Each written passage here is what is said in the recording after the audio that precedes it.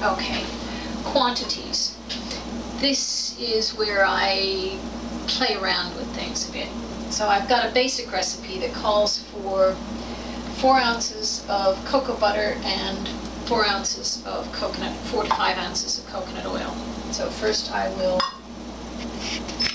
zero my scale. When you open the bag of cocoa butter, what you find is chunks. Now, sometimes you buy cocoa butter in blocks, and that's what I'm actually more familiar with. But they've broken it up into chunks, and it smells like chocolate. Cocoa butter melts at body temperature, so it's got to be up to about 98, 99 degrees before it melts.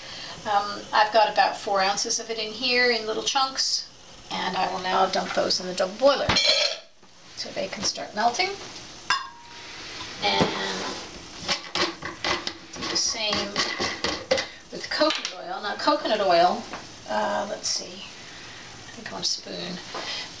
Coconut oil actually melts at pretty close to room temperature, depending on the temperature of your room. So we're here in Florida at the moment, and it's a cold day in winter. And it's a cold day in winter. But last week it was in the 80s, high 80s in fact. That's an outside wall. I open the cabinet and I take this out and it's completely liquid. But since then, yes, it has solidified. One of the side effects of the fact that coconut oil melts at room temperature and so much lower than cocoa butter does, is that the chocolate that we're about to make has to be kept in the freezer. Because if it's not, and I suppose the fridge would do, but if it's not, then it melts. And this definitely does melt in your hands as well as your mouth. It must be eaten fairly quickly after being removed from the fridge or the freezer.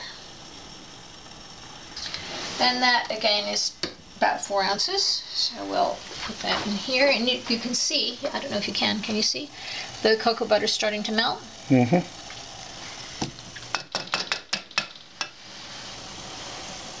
And now the coconut oil is in there. And the next thing I'm going to do is add the lecithin. Lecithin nutritionally is a good source of choline and inositol, which are things that are good for us.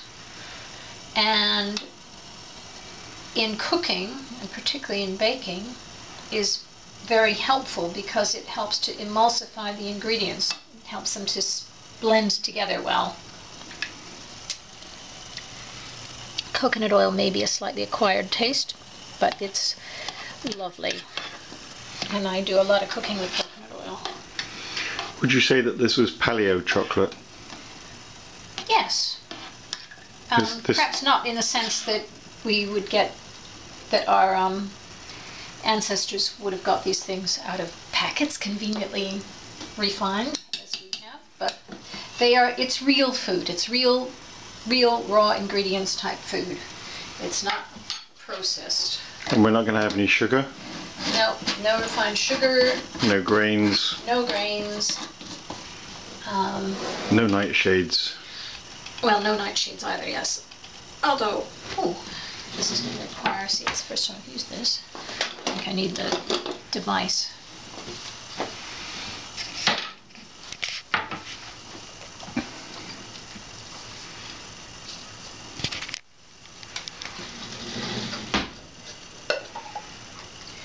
And I think I'm going to put in, how much of this am I going to put in?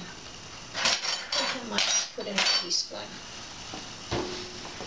This is the sunflower lecithin.